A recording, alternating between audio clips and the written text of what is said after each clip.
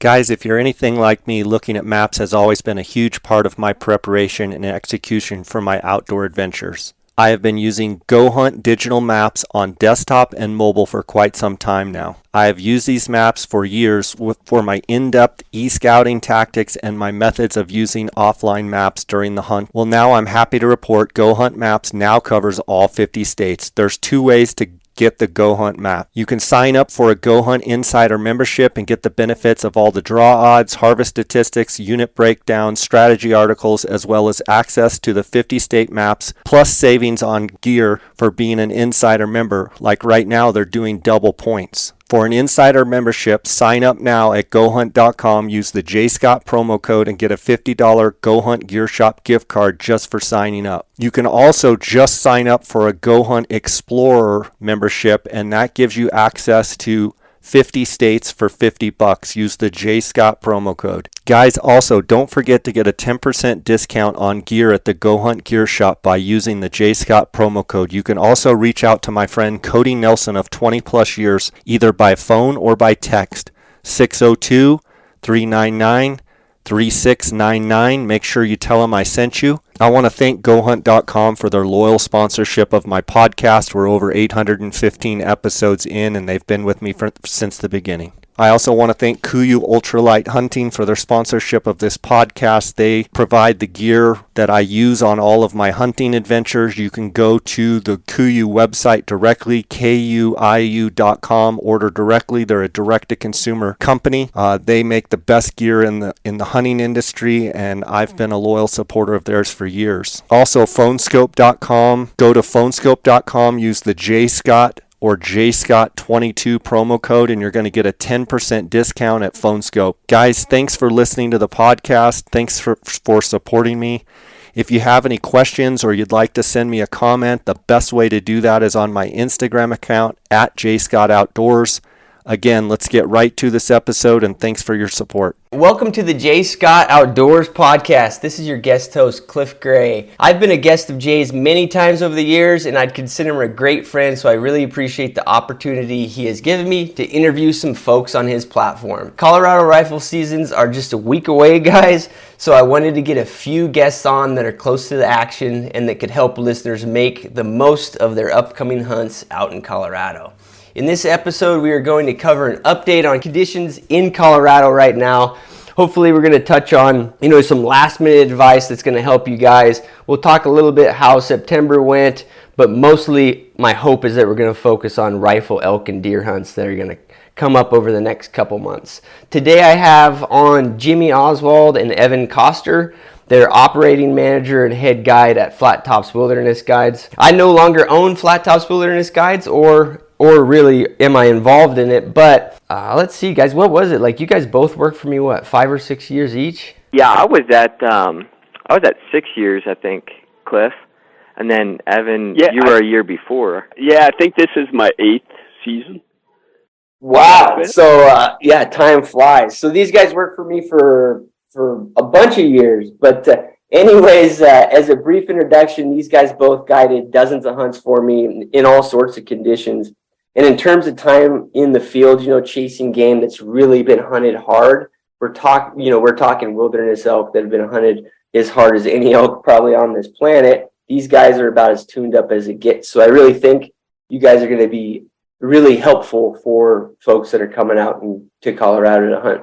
Similarly, hunted, elk and deer. But anyways, guys, they're both way better elk hunter and deer hunters than me, and I'd consider them both great friends. So Jimmy and Evan, welcome to the podcast. This is going to be a good time, guys. Yeah, thanks for having us. So guys, just as a brief intro to the listeners, I'm just going to give you guys a second just to introduce yourself. And then after we do that, we can talk about your guys' business and what you've got going, and then we'll just jump right into some stuff that I think will be really useful to all the listeners. So Evan, go for it, man. The Colorado native. Give us the background. Yeah, Evan Koster, head guide, Flat Tops Wilderness Guides. Been with the outfit for many years, as you touched upon. My passion is elk hunting, and specifically archery elk hunting. I grew up here locally, This is I like to tell guys I get to guide my mountain, the mountain that I grew up beneath, and that's a dream come true for me. Good deal. Jimmy, go for it. The transplant. Yeah, Jimmy Oswald. Jimmy Oswald, manager of LKS Outfitters, and LKS Outfitters is the the parent company of Flat Tops Wilderness Guides, and just recently Horn Fork Guides.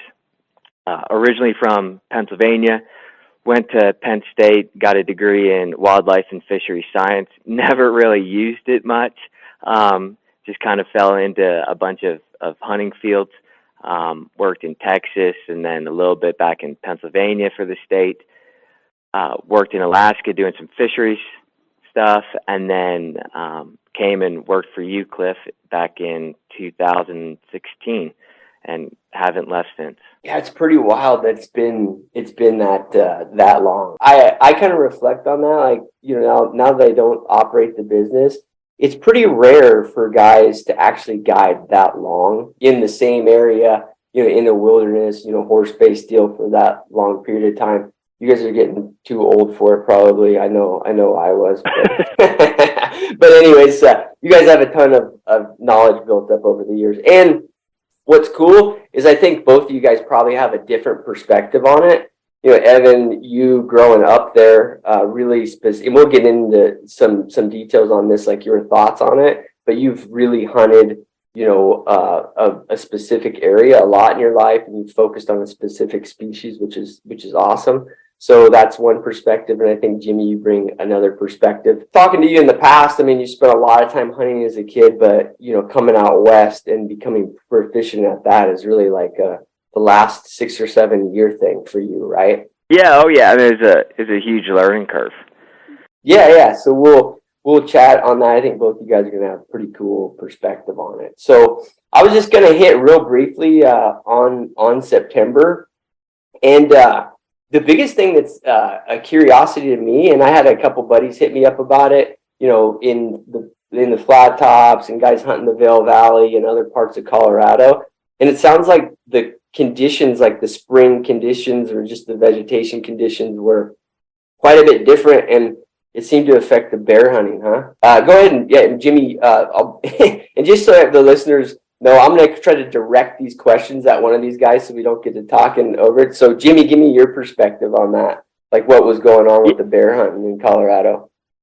Yeah, so the bear hunting was extremely rough when you compare it to the past several years, and if you just looked at precipitation and beautiful weather, you would have thought everything was going to line up perfectly. But I think it was June 16th or June 18th, we had a pretty good freeze, and that wiped out a lot of those blossoms on the oak brush, on the chokecherry, and really wiped out all that food, that fall food source. So we were hunting, really just like it seemed to be just southeast facing slopes that had very few chokecherry on it, and absolutely zero acorns. And I was kind of joking around with the guys. I said I'd give anyone $50 if they could find me an acorn from this year, and they found one in a month of hunting. So basically zero acorns, very few chokecherry. So the bears were just dispersed across the landscape instead of being concentrated on these food sources. And then it seemed that they were just, mainly eating grass, which, as Cliff, in this area, the Flat Tops, is really from 7,000 feet all the way up to 11,000 feet. So there wasn't a high density of bears where they typically were. Yeah, and that makes the hunting really, really difficult with them. It's one thing if you have like two food sources going off, like you can bounce between acorns and chokecherry or something like that, and then they're dispersed. Ideally there's just like acorns are going like crazy, right? And then you can just go hunt stuff that has the best acorns, and you're going to get a bear concentration there. And if there's multiple food sources, they're a little more dispersed. But if there's none, then they're super dispersed. Sounds like that was basically the situation, right? Yeah, oh yeah, and I mean it was, and as it wasn't like I'm probably making it seem more abysmal than what it actually was. We still saw bears, still shot bears, Sure. and missed a few bears, but you just had to hunt a little bit harder for them. It sounds like. Yeah, it wasn't quite like the gentleman hunt or gentleman's hunt that it historically normally is, where you go out and you kind of you take it super easy, and you can see several bears every sit. You actually had to work for them this year. Yeah, I had to grind them out. Evan, was it the same? So Evan's family has some property, and he lives in a little bit lower elevation, and he spent some time down there. Was it the same down there, Evan, like at the lower elevations? I'll tell you what, there was way more bears down on the river corridor and down in town, and in places where you don't see bears than I'd seen before. And again, I think it's just that lack of concentration. You know what I mean? They just had spread out to some new stuff. Yeah. They just go. They're really. I mean, even more so than other game animals. It's just my theory, and you guys can chime in on it. But my thought is that they move around way more than people think. Like that they'll, like a bear that's living, that's summering, wandering around the top of the flat tops. Like, he could, in the fall, he might end up 20 miles away in some little town. You know what I mean? If he's got to scrounge around looking for food. I think, just my thought on it is I think people underestimate them that way, because you don't see them like moving, right? Like when mule deer essentially migrate, it's real noticeable. You know what I mean? Like you see them come, they start hitting the sagebrush, they get in the oak brush, and then the sagebrush, and then they're down low in the winter range. You don't see bears like move around; they just pop up. Yep. So yeah, it's interesting. We had some interesting conversations on a year such as this one where a food source doesn't come in. How do the bears know that, communicate that? I mean, it's obviously just because they've rambled through there in the night at some point. But like you said, you don't see that happen. The bears just aren't there, Yeah, they're not there, and they pop up somewhere else, and it's they're interesting animals that way, but super fun to hunt. I actually, we started to hunt them quite a bit towards the end of my time outfitting there, and they're fun hunts. I think we had some good times hunting them. So there's no lack of them. It's just that condition thing. I'm sure affects the hunting a little bit year to year. But Evan, on September, I got some questions that are really, and these are going to be more from a do-it-yourself hunter's perspective on archery elk. And I'm going to put you on the throw you in the frying pan here, Evan. How many elk have you killed with a bow in the last 5 years? Oh man, I believe 4 in the past 5 years. Nice. So, and these are all in how many of those were in draw units? None. So I knew I'd have to draw it out of you that way, because you're a humble guy. But we're talking, just so the listeners know, we're talking, units that are like 10, 12% success rate, if they are that in archery. So I was going to just pick Evan's brain again. I know you killed a bull this year. I saw the picture, and one thing, it's funny, Evan, because you didn't do, you've always done some of your own personal hunting during archery season every year, and that was always part of our deal. Like you didn't guide all of September, because you dedicated that to some of your own do-it-yourself hunts. And so I just wanted to kind of pick your brain. Like, one thing you could maybe give a little insight on how this year was elk wise in your own personal hunts, if it was different than previous years or not. And then I'm going to pry out some tips for guys that are trying to replicate what you've been able to do over the last few years. So how was it this year? Yeah, for sure. I mean, conditions wise, we had a cool, wet summer, one that was like desperately needed, really. It's great for elk, but you and I have talked about it in the past, Cliff. I think it also disperses elk. When habitat conditions are good everywhere, elk can live anywhere, right? Sure. And I'd say that was probably the case this year. Elk were kind of at all elevations. In terms of like my tactics and stuff, I've evolved a lot over the years. I've changed the way that I'm hunting elk, and a lot of that has gone to just locating elk first, right, before stepping in the woods. Taking 3 days and glassing from big knobs and stuff, and finding a group of rutting elk, and then going in there and hunting them. I used to kind of run around with a bugle tube and try to find them that way, and I had some success doing it. But over the years, I've gone more and more to my glass. Right, and then finding elk and then working from there. Not a lot of like wandering around the woods and hoping right type of deal. Yeah, right. No, I get it. It's really interesting, man, because I just like a week and a half ago, I was actually hunting in Idaho with a buddy, and it was very much like an exploratory hunt.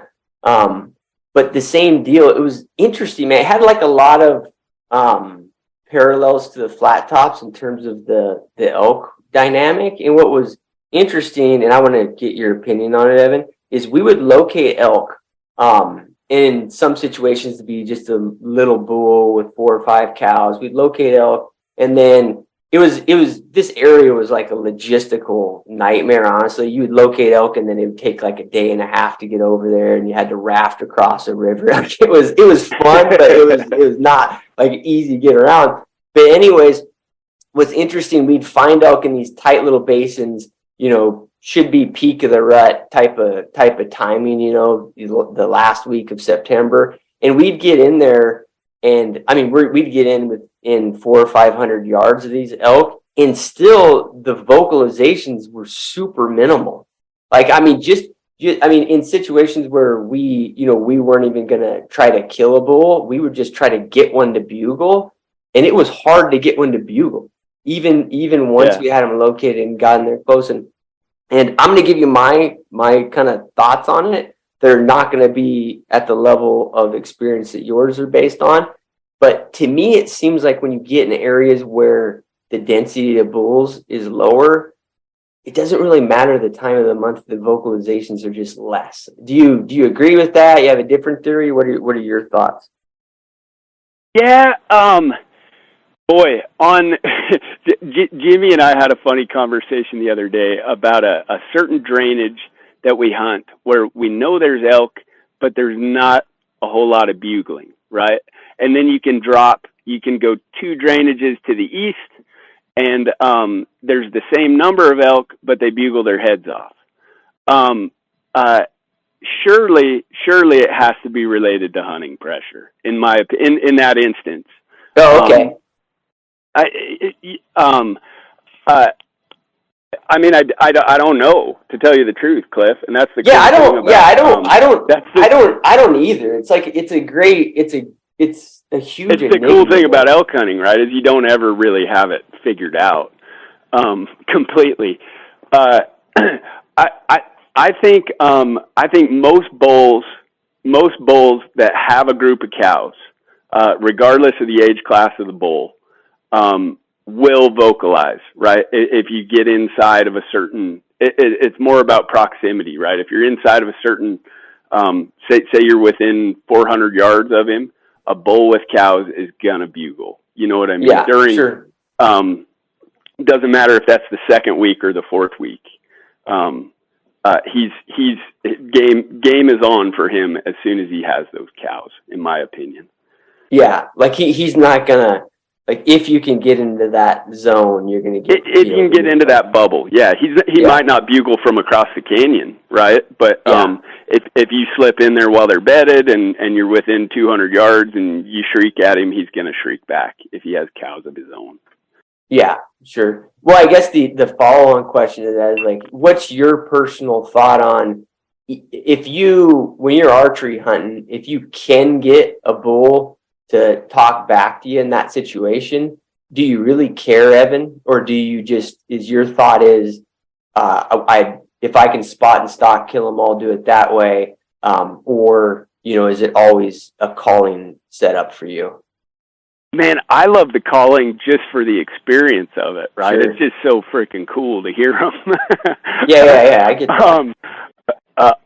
But I don't know, like thinking about my own tactics, I don't know how much I'm actually calling bulls in or whether I'm actually just using the sound of that bugling to get myself in position. You know what I mean? Right. Especially back to that herd bull thing, a bull that has his own cows. It's incredibly hard to just call him off of that. And I think they're using bugles more as just an announcement than I don't know that you're going to pull a bull out of that, pull him out of a real creamy situation for him, right? Yeah, he's comfortable. He's comfortable. He's happy. He's just announcing that, hey, these are my cows. And I think more often than not, I'm using the sound of that bugle as a beacon to be able to place myself in archery range or close to archery range, and then letting the bull kind of wander and make a mistake. Yeah. Very rarely am I calling a bull several hundred yards to my location. You know what I mean? Yeah, actually, I think that's where a lot of guys go wrong with the calling. Is they have this assumption that once I get him talking back to me, by God, I've got the hooks in him. He's coming. It's really not the case. You need to be thinking more in terms of like intercepting and using his voice to direct you to a place where you're going to have good shooting. Yeah. You're using the fact that he's bugle is giving him a disadvantage. Now you know exactly where he is. Yeah, he's just giving himself up, you know. Yeah, and I think, and no doubt, like great callers can get subtle movements out of bulls, but it just isn't this like 360 degree. You're not going to spin a bull around and pull him to you. You know what I mean? Yeah. No, I actually think that goes for a lot of, not to get off the topic of elk, but I think that anybody who's into, manipulating animals with vocalizations, ducks, geese, turkeys, or elk, I think it's always like that, Evan. That's my thought. For sure. Like, I mean, if you want to see like a world, like this guy, like that guy is like an epic duck hunter, and you watch his videos, it's usually because he's already in the pond that they're going to land in. You know what I mean? Totally. So I think you're right. Totally. That's very much the case. And that feed chuckle is just flair. Yeah. Just a little panache. Yeah. So I think like you say, there's a lot you can get from it, but I think you nailed it, man. That a lot of like the idea of calling in elk, from he's on that hillside that's 500 yards away, and you're going to do a call-in setup and have him come all the way over is for the most part a pipe dream. And I don't mean it like in a derogatory way that people are trying that. I think it's good for people to know that most bulls in calling setups are not killed that way. Would you kind of agree with that sentiment? Yeah, for sure. And just to be ultra aggressive in if you're scared of Jimmy and I have archery hunted elk together, and I think he was kind of blown away at how I'm not worried about motion and stuff in a calling. So like you need to walk to where you need to be. You know what I mean? And you can get away with a lot in terms of like movement and that kind of thing. As long as you got the wind, you need to get yourself there in position for a shot. And I think too many guys, as soon as they get one talking, they pat themselves on the back and then sit down and wait for him to come, and it just isn't going to happen. You need to go make opportunities for yourself. And it takes a little bit of takes a little bit of guts, you know. Yeah, sure. Like getting proximity, getting close. Yeah. No, I hear you. I wonder, Evan. You know, and I'll be honest with you, I don't know. And you've hunted these type of elk also most of your life. I don't know that if you're hunting a place where the density of bulls is way higher, is this dynamic different, right? And I always wonder that when I talk to people who are hunting, really hard to draw tags in Arizona or other parts of Colorado where they're burning 20 points on an archery tag or something. Are those areas different because these bulls? Yeah, a bull might have some cows, but he's always got 9 satellite bulls harassing him, right? And some of those satellite bulls are big too. Like a guy like me and you, or I'll speak for myself. A guy like me would shoot any of the satellite bulls around these bulls. You know what I mean? So it's like, So I think some of the times, like when we see. When we see videos or whatever of guys in these other types of areas where the elk are managed a little bit different, or just the dynamic is different, they're actually killing satellite bulls that are as big as our herd bulls. So there's this perception that those elk are like, a little bit easier to manipulate with calls, and maybe it has to do with that a little bit. Yeah, sure. I mean, that totally makes sense. I know. Thinking on my personal experiences, the most epic, kind of calling sessions I've had are when you stumble upon that, that rut fest where there's 5 or 6 bulls bugling. As you know, that's like an anomaly in our, in our unit here. So yeah, I mean, it totally makes sense. Yeah. That those bulls would be easier to call. Sure. Do you have?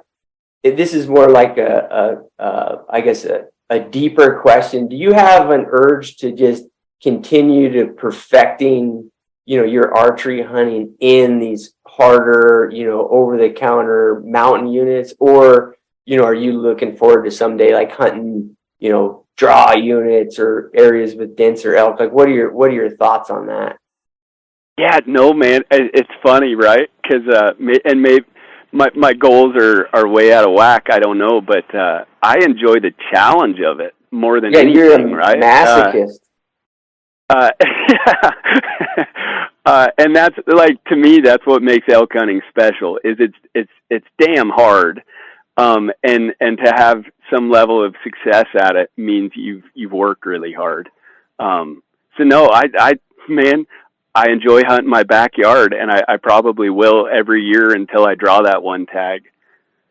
Yeah, no, I get it, man. I totally understand that. I always kind of got that from you that you enjoyed perfecting that, and it's huge props to you, Evan. It's a huge accomplishment. I mean, every few days I talk to guys that have hunted. They just got into archery hunting like 3 or 4 years ago. They've been grinding at it. They spend 9 months a year thinking about it and preparing and all of that. And they're in their 5th, 6th, 7th year and they haven't killed one yet. And my reaction first is like, honestly, that's the norm. It's more common than not.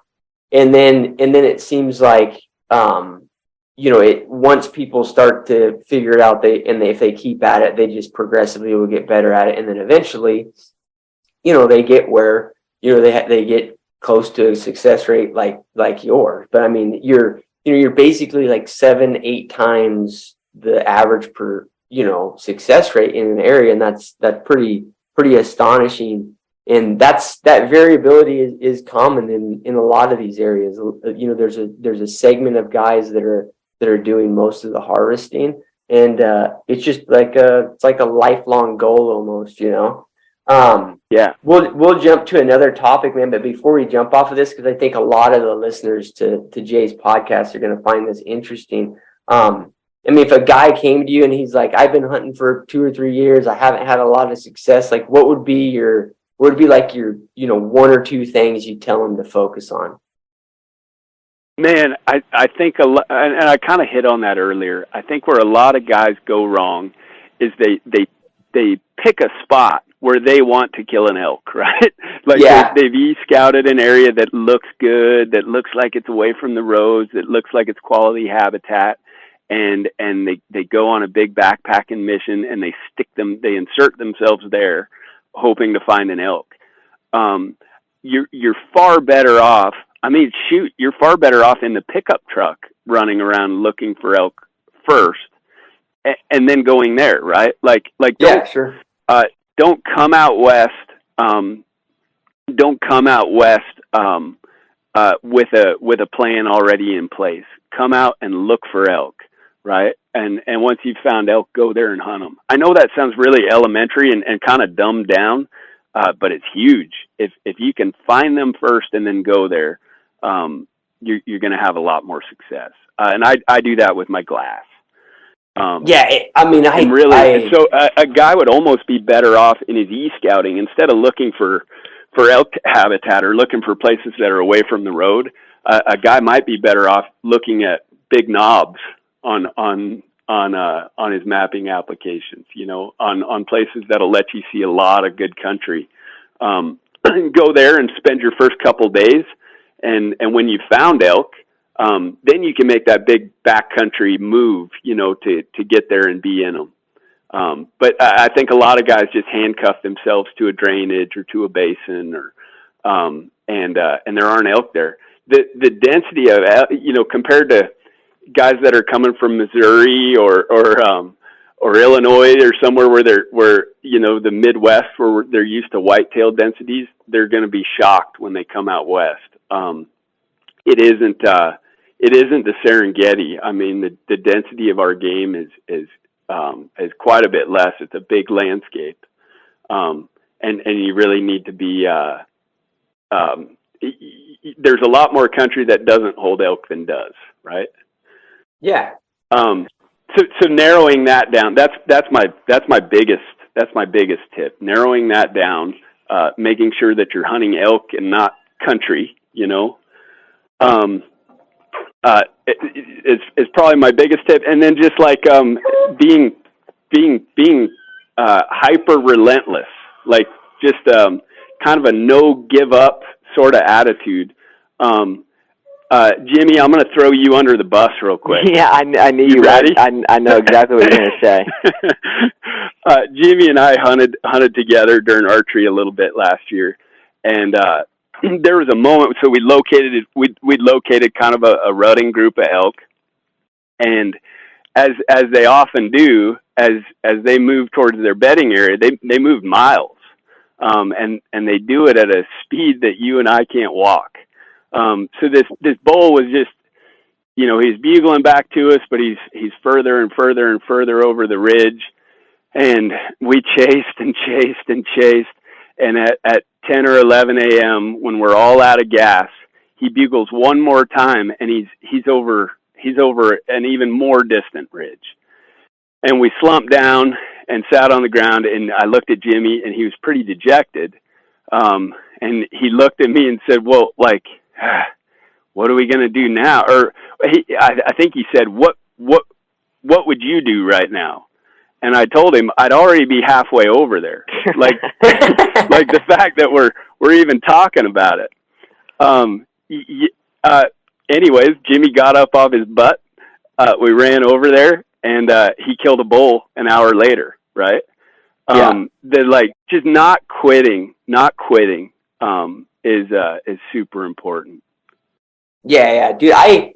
It's funny, Evan, because like your first point about glassing and your second point, you know, they're things that I repeat to guys all the time. And not even in the archery context, man, like literally all hunts, like, or all the hunts that we did there and we were exposed to, like bear hunting, mule deer hunting, rifle elk, archery elk. I'm always like, try to find good glassing spots, where you can see that sort of thing. And guys would be like, well, I'm archery hunting. I'm like, yep, try to find good glassing spots. Well, I'm bear hunting. Yeah, Yep. try to find good glassing spots. Like, it's like, Yeah. I think it's really easy. I mean, it's weird because it's odd advice, but it works really well for all of those. I mean, there's so many ways to gather intelligence on where elk are, right? You look at wallows and tracks, and but it seems to me like glassing is just the lowest, low output, high results. Yeah, well, and I think part of it, Evan, is, and tell me if you disagree, but I think part of it is that you're used to hunting country where it's not like the most rugged country on earth, but the logistics will eat you up if you're wasting a lot of time. You know what I mean? Like, the logistics will eat up time and they'll eat up your energy if you're just dead set on hunting like this little hellhole that's a 6-hour backpack hike in. I mean, a lot of guys will do that, and sometimes that is the place to be on all of these species, but sometimes it's not, and now you've wasted 3 days. Yep. So, yeah, no, I hear you, man. We'll because we could talk like hours about this stuff, so we'll kind of jump to another topic. But before we get off of archery elk, Jimmy, I know that you've killed a couple bulls in the last few years with your bow too. But before that, you kind of were just getting in it. What do you have different advice for somebody that's just trying to get into hunting these over-the-counter archery elk? Anything that surprised you when you got into it, or do you have any other tips that Evan didn't cover? Yeah, well, like my working, because I was working in for you, Cliff, doing the wilderness outfitting, and I think a lot of guys get the notion in their head that you have to be 4 to 10 miles from any kind of road to be getting into elk, and you got to get away from these other hunters. Both of the bulls I shot in the last couple of years with my bow, it's not far from where you can drive a truck. Basically, they can be anywhere. They can be way deep in the wilderness, or they could be close. Who knows? Yeah, right? Yeah. Now, I mean, I don't think you need to be like, you're probably not going to shoot one like from the road with your bow, but right. like an hour hike from the truck, you're in elk country. And it's kind of funny, like when I see the guys that are backpacking in, and they're like 8 miles back, I kind of chuckle, and I know that they've never killed an elk before, because they think they're going to backpack in elk out 8 miles. And it can be done, but I'm 31, and it's tough. Those guys, it's absolutely miserable. Like 4 miles is probably the furthest you want to be backpacking quarters. Yeah, I think mind.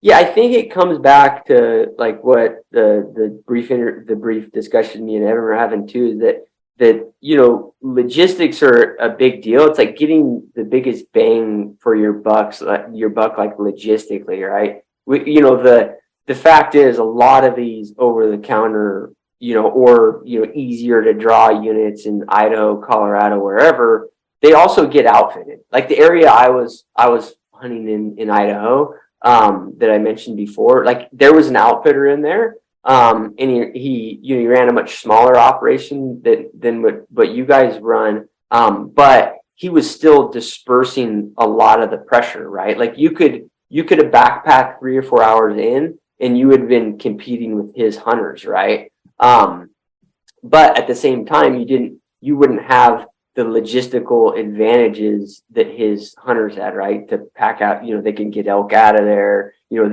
they're sleeping in there in comfortable wall tents or whatever, so they're going to be able to get to better glassing spots in there, and that pressure's dispersed. So I think that's something for guys that are taking on this to think about. We nailed it. Is like, in the end, like, you have to find the elk. Use what you have to your advantage. And if you're going to go into wilderness areas and backpack up a drainage to the very far back of it where you can't see anything, you might get lucky, but it's putting you at a little bit of a disadvantage. So sounds like that's a pretty good takeaway for guys, huh?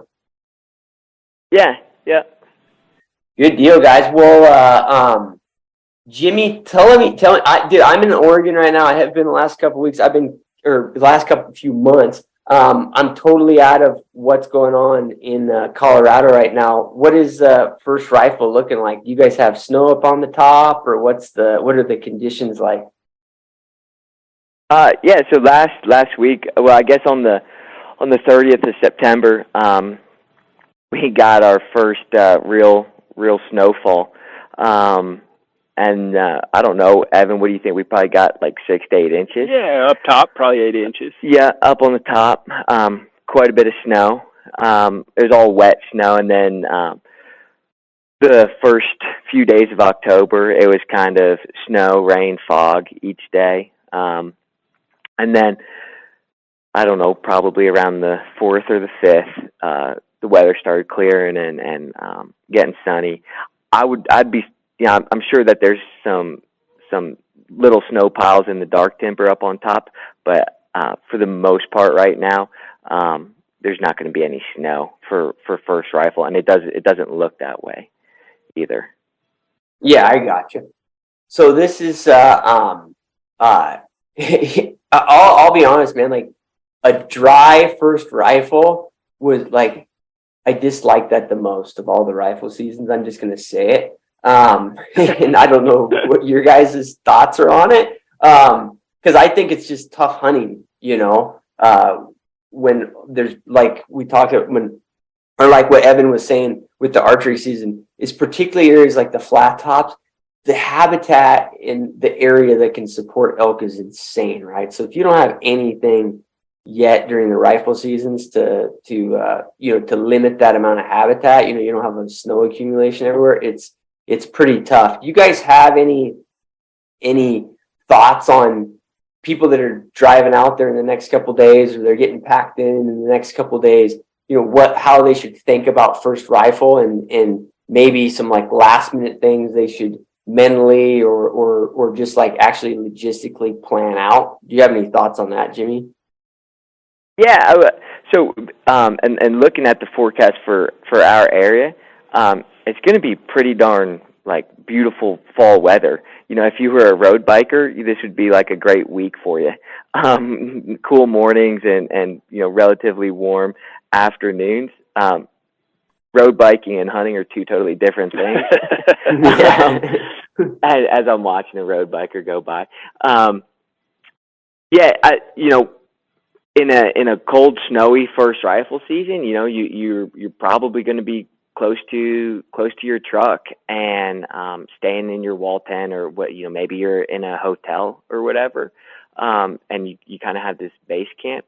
For this first rifle season, if it was me, with a tag in hand, I'd be bringing stuff to be going out and getting further from your base camp. So spiking out. Same thing goes for the guys in a drop camp. Getting a little further away, you have that weather advantage. You don't have to worry about getting soaking wet or freezing all night. Weather's going to be nice, so you can get a little further in or stay longer. You might not have to leave elk every night. Just sleep out there. That would be my pointer. Basically up your logistics game, where if you need to, you can kind of view it like a lot of guys like backpack archery hunting, right? Yeah, going to go out and stay out there. The temperatures, it's maybe 15 degrees cooler than it was the last week of September, but it's nothing that you can't bear through. Yeah, no, I got you. I'm gonna ask you the same question, Evan, because over the years there's been some tough first rifle seasons where it was like it was hard hunting, man, and then somehow you and your client showed up with a dead elk, and I was like, nice. But I'm gonna ask you the same question, but I'm gonna ask it in a little bit different context too. Actually, are you guiding first rifle, Evan? I am. Yep. Okay, yeah, so I think I know where you guys are doing your guided camp this first rifle, and the last time I guided in there during first rifle, I think it was similar dates actually. It wasn't like kick forward dates. I know a couple years ago, like we were hunting first rifle on October 10th. I believe the last year I was in there guiding, and it's a pretty high elevation camp. It was probably like the 14th or 15th of October when we started. And when I was in there, bulls were actually bugling. And so I'm just curious, do you guys have any thoughts on that? I mean, in that, my experience that last hunt there, I didn't use it for anything other than being like, oh, there's elk in that timber that I didn't know were there. That's what I used. I heard the vocalization, and then I just sat there and glassed that timber for like 7 hours and finally found them. But do you have any thoughts, like in the context of, are the elk completely done? Do you give me your recommendations to a first rifle hunter? But if you have any comments on, last little tinge of rut activity or any of that, fill me in on your thoughts on that too. It seems like in talking about first rifle and calling with the guys, the days of like, and I do remember them in my time guiding for you, Cliff, like back when the dates were a little earlier. Every once in a while, you would run into a legit rutting bull. You know what I mean? It was essentially an archery hunt with a gun in hand. I haven't seen that for a number of years now, and I think it's just the later dates. But you are seeing bulls with cows, and I think what happens, or what I've noticed, some of the bigger bulls that I've guided have been during first rifle, and they've been loners. I think what happens is those big herd bulls have kind of peeled off of the cows, and gone their own way to their own little holes. And then the 5x5s and the raghorns kind of run in, and they're like, look, we got cows, whether or not the cows are actually interested in breeding. Right. When you're seeing groups of elk in first rifle, say a group of 10 cows, it's typically a younger bull with them. The big bulls tend to be off by themselves, but they are receptive. They are receptive to cow calling. Still, it seems like, and I can, thinking back on those years where, like you said, I pulled a miracle bull out of the hat. A lot of times it was a bull that came to blind cow calling. So I'd tell guys don't be afraid to use your calls during first rifle, whether or not you're going to get a bull cranked up and bugling. That's kind of a crapshoot. But they are certainly still, kind of receptive to cow calls. Yeah, no, I gotcha. And so that's actually, that's cool for me to know, man. I never really thought about it. I used to always, to me, it was like I'd hear him bugle, and it was probably just a predetermined thought in my mind, like, oh, these are just like last minute, or they're just bugling for the hell of it type of thing, just because they're trying to keep thoughts of the rut going on in their mind. But it's interesting to hear that, like you'd had some success over the years, literally like them coming to cow calls and they never vocalized. Yeah, for sure. And I'm actually not one. Jimmy knows. I kind of bash guys for just blind cow calling, for sitting down and being like, all right, yeah, I'm gonna squeak a few times. But this first rifle time. But man, I have turned up bulls in first rifle doing just that. So I can't. I can't bash it too much, I guess. Yeah, no, I hear you. One thing, and this will kind of get us into before we leave first rifle, one thing, this is my perception, guys, of it. And if I was going to, in these type of conditions where there's not 2 feet of snow on the top of the plateau, and this would go for any mountain range, not just the flat tops. There's not a bunch of snow that's already up there that's limiting habitat that the elk, and particularly the bulls as they leave cows, can go to. If there's not those conditions, you're talking about highly dispersed elk. To me, it's totally cliche, but one of the main things guys can do is just get mentally prepared to just be persistent and just hunt the whole hunt. Because it's, you know what I mean? That, to me, that's probably the highest thing that can up your potential for success. Would you agree with that, Jimmy, Evan? What are your thoughts on that? Yeah, it was funny. I was just talking with one of our first season drop camp hunters last night on my way home from town, and he was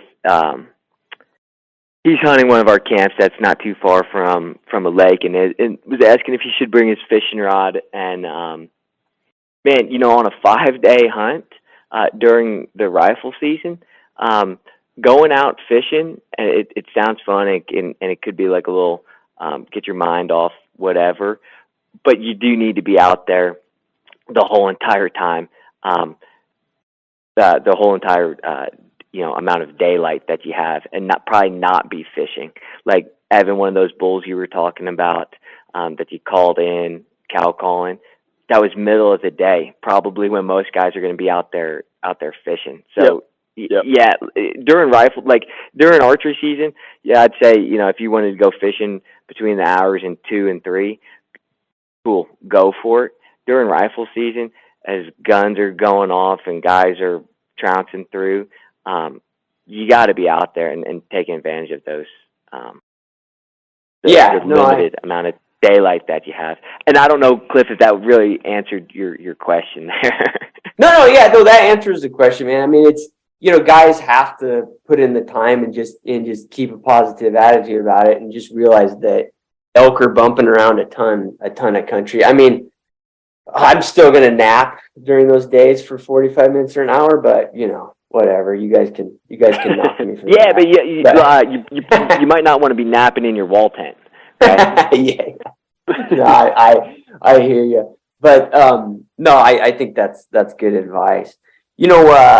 Let's jump into like the later seasons that guys are going to face, and we can talk a little bit about deer too. But on the elk front, and I'll address this towards you, Evan. One thing I learned, over the time I spent in that area, and this is going to go, I think, for every area. If somebody spends a lot of time in an area, they start to realize that there really is there's summer country, rutting country, and then after that, there's to me at least, there's cow country and there's bull country.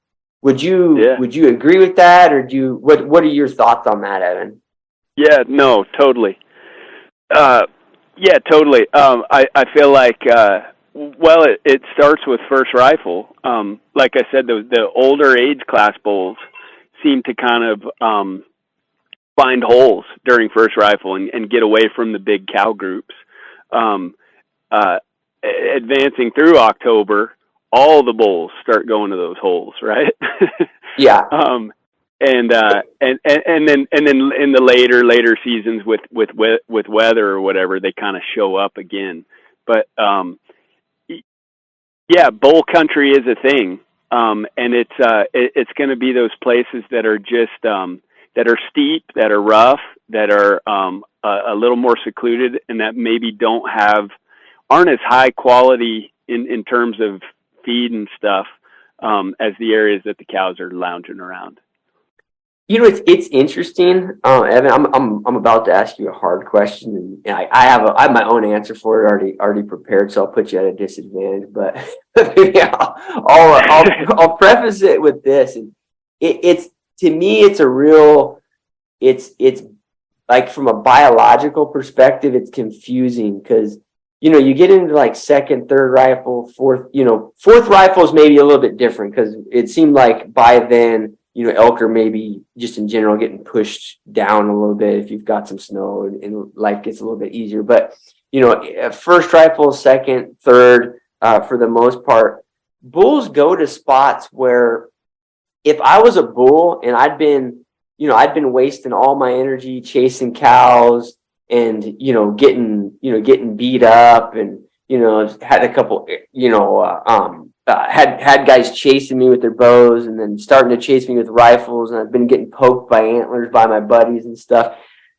I wouldn't go to spots that these bulls go to. It's weird to me because my feeling of my feeling of a bull spot is it's kind of like shitty living, right? Like there's usually there's usually some rock.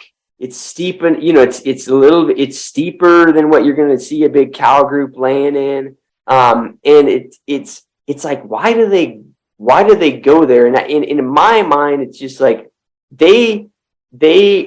seclusion it dominates their other urges for feed and water. Now, having said that, it might be like a little hole, around a chunk of rim rock or something.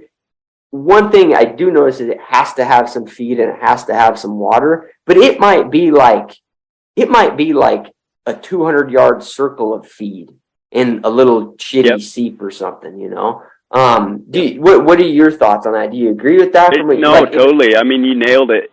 In fact, you said it really beautifully when you said seclusion trumps all else, right? Because it's like they've got a crappy little food source, a crappy little water hole, and nothing else but seclusion. So yeah, I mean, I guess in finding those spots, that's the thing to look for, right? Would a bull be unbothered here? Yeah, no, and he's got to have his basic needs, but he's unbothered. Do you find in your experience, Evan, that they're pretty consistent spots year after year after year? Yeah, for sure. For sure, and I think you talked about it before on tough years. I end up going through like a little bit of a checklist. Like, all right, first I'm going to check the easy places where there could be elk, right? And then I'm going to kind of open the circle up, and just kind of check through these places where historically I've found them, right?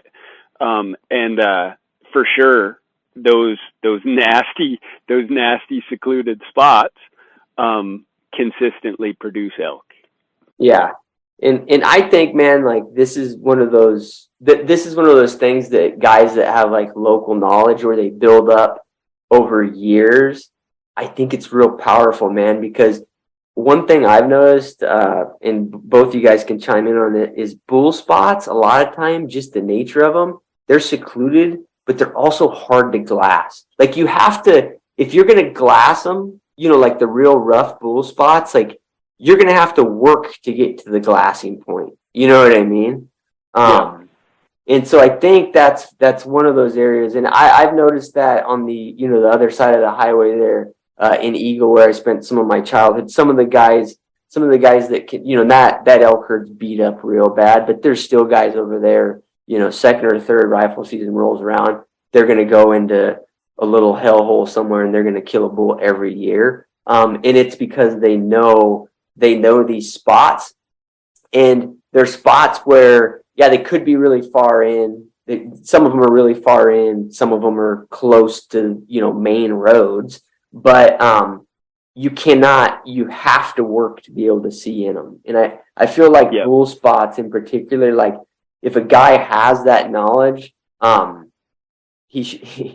number one, he should hold them tight, because I think you can, these bulls, like a couple bulls will go into a spot, and then, the next bulls that start hanging out with them will go in there too. But it might be just a couple bulls that come there every year or whatever. If they get shot, like it's over for a little bit, But anyways, it's just like having that knowledge base and keeping a catalog of that in your brain if you're hunting the same areas, man. I think that's I think that's huge. I think people way underestimate, what bulls will do. And I used to see, what's weird to me is that these spots we're talking about, I used to observe elk in the winter, Evan, and if we had like a melt off, or there just wasn't a harsh winter, there wasn't big snow accumulation, they'll go back in them.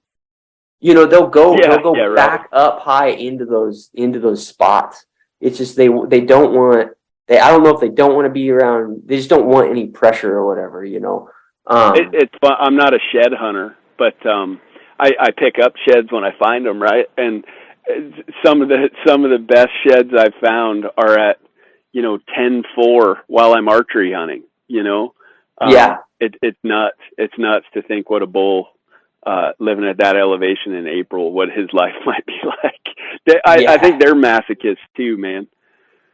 I think they are. I mean, I just think it's. I mean, dude, it's an enigma to me, like why they would make it so rough on themselves. I mean, it's not. I mean, I shouldn't call it an enigma. We're talking about elk that get hunted hard. If they didn't do what they're doing, they'd end up dead, right? So maybe what we're talking about is kind of unique to this type of elk, but I don't think so. I think part of it is just that seclusion is key to them, and for sure after years of doing it and finding elk in the same sort of places, you for sure have like specific spots, but it also helps you build a little bit of a it lets you map out what the right type of spot looks like and finding others elsewhere, It's like the way I describe it is like, and it sounds so funny when a guy says it. Like I would say it, and the minute I said it, I'd be like, that sounded so goofy. But if you say, that little spot looks like bully, or it looks elky, or it looks, that looks like big buck country. Like that's not. Like once you get the intuition, it's not like you're pulling that out of your butt. It's like your brain is just it's coming from a place of experience. It's like I tell Jimmy this all the time. It's like a quip of mine. Field and stream knowledge, right, is stupid. It's the worst type of knowledge you can have. The best knowledge is stuff that you have lived and seen and experienced and learned. You know what I mean? Well, I think I totally agree, Evan. I think part of it is that what happens is our brain is like a supercomputer. We just don't acknowledge it. And there's a bunch of stuff that it's integrating that we can't verbalize. You know what I mean? It's so it sounds a little woo-woo, but your gut. My gut feels like it's, no, exactly.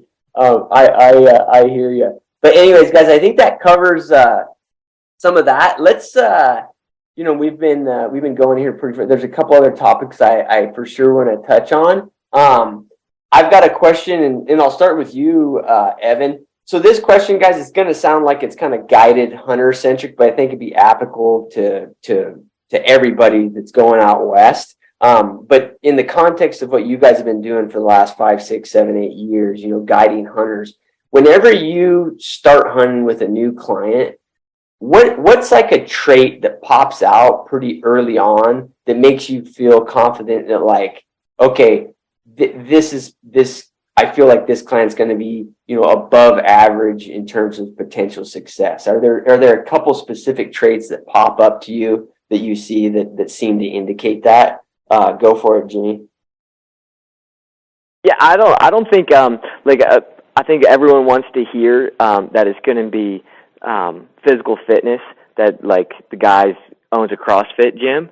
That's probably not the case. It's the guy with a good attitude, and a lot of times it's not even he might be great to hang out with, but like low expectations. They seem to enjoy the hunt more, and I don't know, maybe it's just going out with like a clear mind every day and no pressure on themselves. They're the ones that usually are gonna get it done. The guys that are putting a bunch of pressure on themselves and they can keep up with Evan and myself in the woods. They're the ones that sometimes go home empty-handed. and there's like a 70-year-old that's 60, 70 pounds overweight in camp, who's just been crushing it all day, and he's not going to get discouraged. You'd be surprised at how many. Well, you wouldn't, Cliff, but maybe the listeners, how many guys that are in shape are going to go home early because they're discouraged. Right. Yeah. No, I totally agree with that. Evan, do you have a different one? Yeah, I mean, Jimmy nailed it for sure. Like just positive attitude, and I'd go even further and say like kind of confidence. The guys that tend to be confident in what they're able to do, no matter how limited that is, the guys that operate with like just a positive attitude and some confidence are the ones that I know will notch a tag for. Yeah, and I'll add one more thing on that, Cliff. Like the guys that are coming out with the same rifle that they've been using since they started whitetail hunting. Man, I'm a lot more confident in those guys than the guys that went out and have an $8,000-$10,000 hunting setup. Yeah, well, a lot of times those guys just don't know how to use it. Yeah, it's just time, right? Like they haven't. Like I always tell the story, man, about and you guys may have may remember him. His name is Anthony. I haven't kept in touch with him for years, but he was actually a chicken farmer. So Anthony, if you're out there, shoot me a message, man. I really enjoyed hunting with you, but just really low key guy. I think I'm going to tell this story because I think it embraces what you guys are talking about. Like every time I walked into the lodge, that guy was smiling, man. Like he was ready to go hunting and he was smiling because it was like, that was a good day. Didn't matter if we killed the buck that day or not. Like it was a good day. And is exactly what you're talking about. Really low key guy, basic gear. But shooting a rifle that was probably 25 years old, basic scope on it. And I remember it was like, 20 minutes before dark, and we were struggling. It was a fourth season hunt. There's no snow. He had burnt a bunch of points on the tag. I felt a lot of pressure, but the guy was just happy every day. 20 minutes before the last day, we had a buck start. We happened to look over and see a buck just walking straight away from us, probably like 350 yards. And he's like, oh, I'd like to take that buck, Cliff. And I was like, all right, let's do it. And with that old rifle, man, that buck turned his head, looked at us, and he shot the buck right in the neck. It was amazing, like from 300 yards. And just like, so he just immediately sat down, got a rest. The buck turned his head. The buck didn't even turn broadside. And like now knowing what I know about the guy and his experience, like the shot he took was perfectly ethical because he shot like exactly where he was shooting with like 10 seconds, man. Like literally neck on a straightaway shot and just dropped the buck. And this was like, wow, like I would have never, every, indicator about gear and everything else wouldn't have, told me that was going to be possible or occur. And yeah, that happens more often than not, just a guy that's like confident with his stuff and he's had fun and we had a good hunt, but like that positive attitude too, he embraced. And, I think Evan, actually the last time me and you actually spent time hunting, David's like that, Yeah, totally. David was just out here for a bear hunt, and he embodies that for sure. Just wakes up every day excited to go. Puts absolutely zero pressure on himself. When he shows up for the hunt, he's already enjoying it. You know what I mean? And that's probably the takeaway for listeners is you can be that guy with the positive attitude and the confidence. Focus on just enjoying the hunt. It sounds so simple, but it just enjoying yourself makes you a more effective hunter.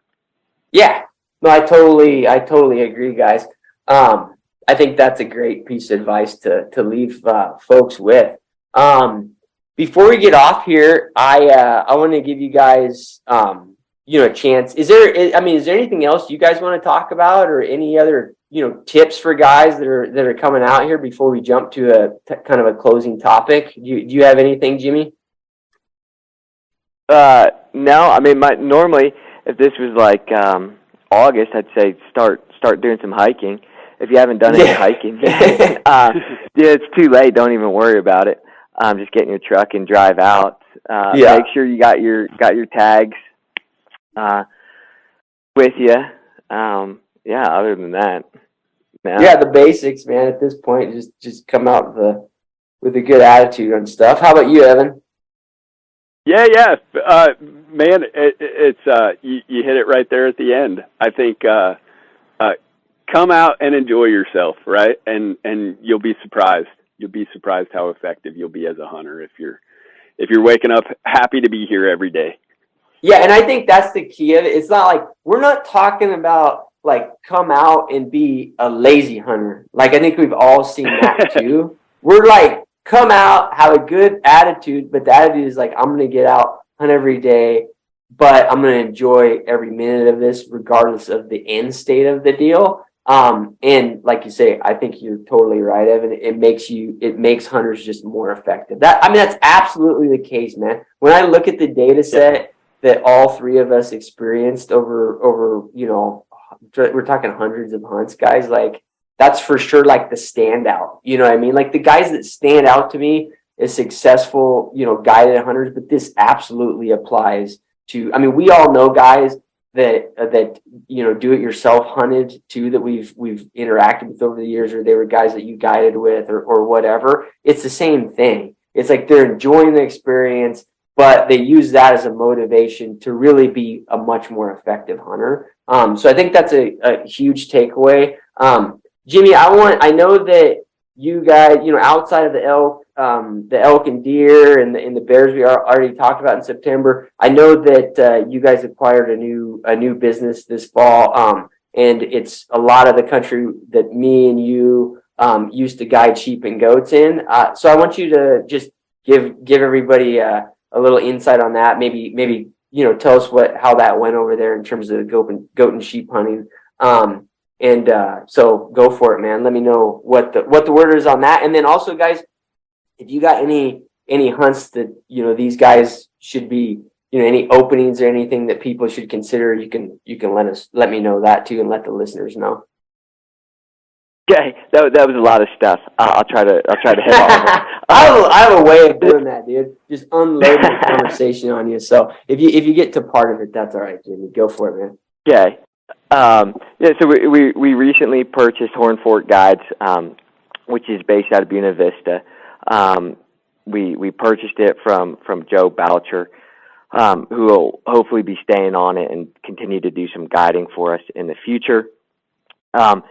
It's a big, it's a large goat and sheep permit, which is really cool for us, because we're going from a lot of elk and deer hunting here in the flat tops, and now we're able to expand and do a lot more goat and sheep hunts.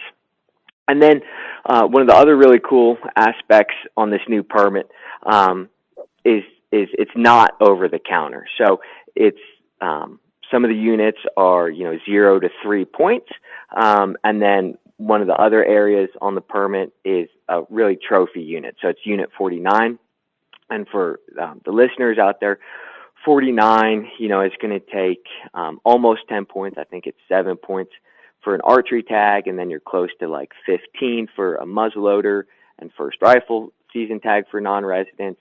So it is a trophy unit, and that's where if guys want to go, maybe they've already shot a bull and it's a little raghorn, and they want to try to get a 300-inch bull, that might be a good option for those hunters. And then on the sheep and goat front, it's E2, E3. I feel like I'm missing another one in there. And then sheep units, S66, S67. Just a bunch of those units. S12. It's a bunch of. Yeah, Leadville, in the Collegiate Peak area. So did a bunch of sheep and goat hunts over there. Did really well on those hunts this year. Again, those for the listeners. A lot of years of applying, but there's a randomness to the draw. So as long as you are putting in, you at least have a chance. And then For sure. And guys, other cool things.